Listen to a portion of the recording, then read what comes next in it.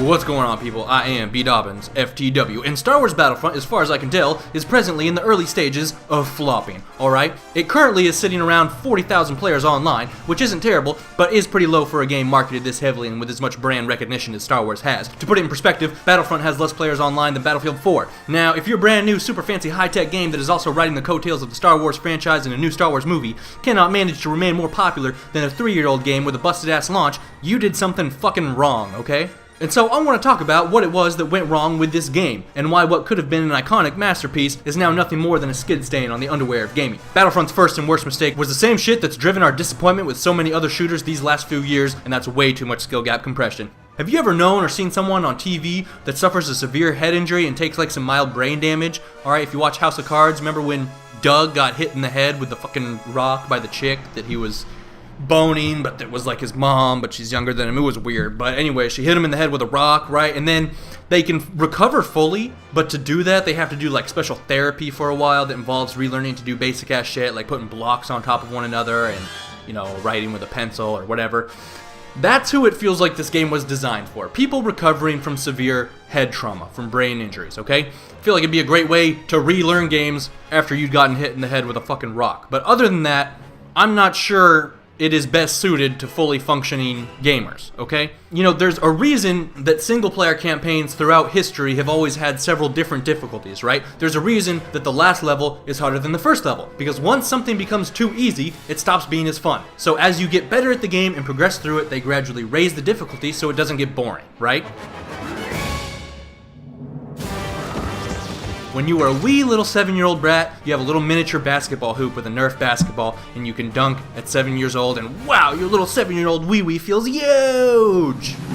But then a decade later, you're 17 years old, you made varsity, you're starting on the basketball team, you're not like, hey guys, let's go shoot some hoops on my little 7-year-old Hasbro basketball hoop, okay? Because it's not fun.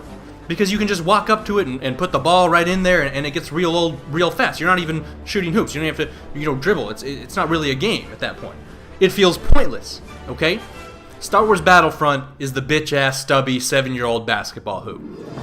The way this game tries to hold your hand through everything genuinely insults my intelligence. I'd be embarrassed if somebody saw me playing this game for the same reason. I'd be embarrassed if I went out on my bike and I was still using fucking training wheels. You know, in the beta I mentioned that I did like the sort of fresh take on gunfighting with the emphasis on hip firing and very mobile combat, but at the same time, there's zero hip fired spread.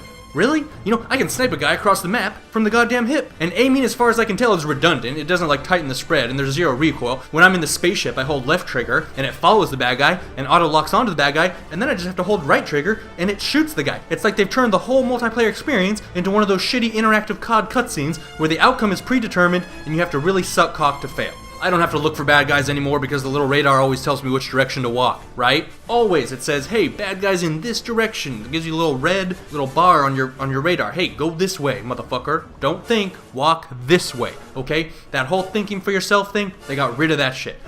It's a trap! And originally, you know, I was gonna have this long, drawn-out explanation of why easy games get boring, but I realized I was repeating verbatim what I said in that Advanced Warfare SBMM video way back in the day. You remember that? This game only offers one form of entertainment, and that's doing well and killing other people. But once you realize how hollow that accomplishment is, it stops being fun. It's like beating the first level of a video game of you know, let's say Halo, for example. It's like beating the first level on easy and just doing that again and again and again, and not progressing further and just beating that same first level on easy. It's like the tutorial level. You know, when you have to like get out of the Cairo tube and learn the controls, it's like doing that shit again on easy over and over and over. To enjoy this game, you have to buy into the illusion that you are doing well, that what you are doing involves some significant amount of skill. You have to believe that the 7-year-old Nerf toy basketball hoop is a real basketball hoop, and wow, I must be the next Michael Jordan with how much I'm dunking.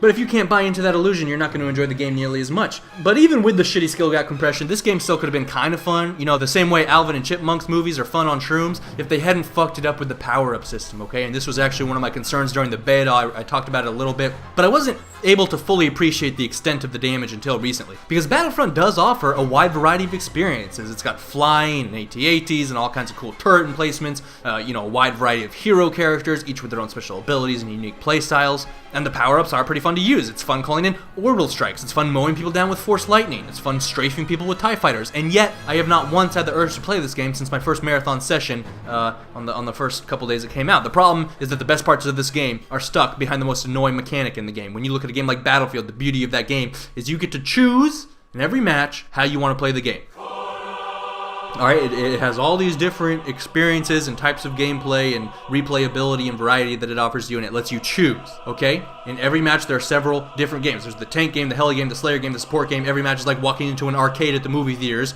What fun thing do I want to do in this match? You get to play that choice consistently all match, every match, okay? With the exception of, this fucking noob got in the heli and doesn't even know how to fly the thing. I'll wait 10 seconds for him to crash on liftoff so I can get it when it respawns. And Battlefront could be like that. It's not like they necessarily needed to copy Battlefield's system. In fact, they could have accomplished that using any system but the one they chose. The problem with the power-up system is that I only ever get to play the best parts of this game at random and brief intervals throughout the match. I love playing as the AT-AT and spaceships. I love playing as heroes. But I only get to do that once a match if I'm lucky, because there's 40 people on the fucking map, and the power-ups themselves only appear like 2 or 3 times during the match. So just based on pure mathematics, most people don't get to use that shit most of the time. And it'd be one thing if there was some rhyme or reason to what power-up spawned in which place at what time, but there doesn't seem to be any predictability to that shit. It really seems like they did their best to make sure it was completely random who got the power-ups, probably to make sure that everyone was getting them an even amount, I guess, so nobody hogs them. And the result is that on paper you have a really diverse set of really interesting experiences, but in reality they are so inconsistently accessible that their impact on the game is inconsequential. There's like this bottleneck that is the power-up system, and so consequently these diverse and intense mechanics that could have been 50% to a majority of your gameplay experience are limited to like maybe 10% of your gameplay experience. It just seems like a huge wasted opportunity. It seems like there's all this content that isn't even being played as much as it should be because it's so hard to access it. It's a stupid ass system. Back on Battlefield, if I have the urge to fly in an attack chopper or fuck some shit up in a light tank, I can just go hit that urge whenever I want. I get on the game and choose my playstyle. I can get on the game and hope I get lucky enough to quench that urge a tiny little bit. Maybe I'll get lucky and get that, hero power up. Oh, maybe. But most of the time I don't fucking get it, and I can't find it. Or some fucker beats me to it. It's just not a recipe for lasting appeal. Now, you might say, well, why not just go into the air combat only playlist or the heroes only playlist? And yeah, it's cool, those are options, but accessing the content in them isn't the same because you're not using the hero or spacecraft in a wide variety of situations against a wide variety of enemies. So the experience itself is narrow and somewhat diminished than it would be in a full match, right? Plus, there are a lot of other neat power-ups that don't get their own playlist, I really think this game would have been so much more popular had they used either the Battlefield or, frankly, even the Call of Duty score streak system.